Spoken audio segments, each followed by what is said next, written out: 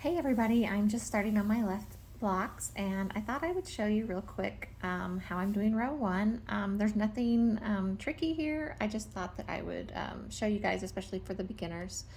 And so I have mine labeled. Let me show you my pattern.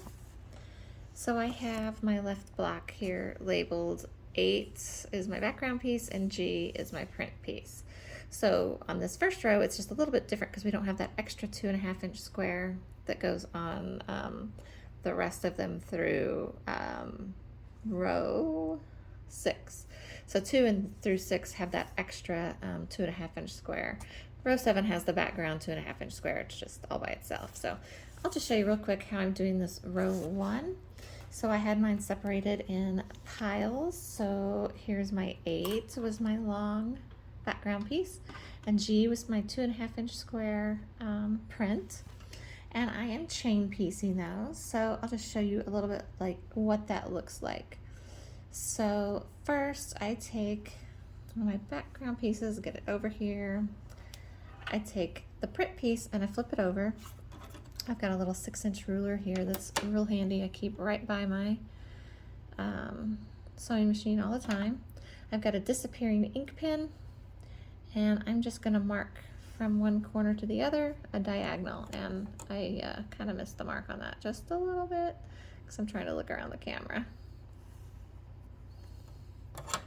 So can see now I've got this diagonal line, which I know I'm going to go with the left one because I messed that up a little bit. Per the instructions, this is how I'm sewing it, so that this part is going to fold down because that's going to be how the left side looks. So then I'm just putting it in my machine, getting it started. It's got hooked on my foot there. Of course, that happens when I am videoing, right? Just gonna sew along that line. Now, you don't have to do the lines. I just swore that this time I was going to do better with my lines. So that is all I am doing to chain piece these. I'll just show you that one more time. Gonna draw a diagonal. The diagonal is just to kind of help get me close, because I can get way off.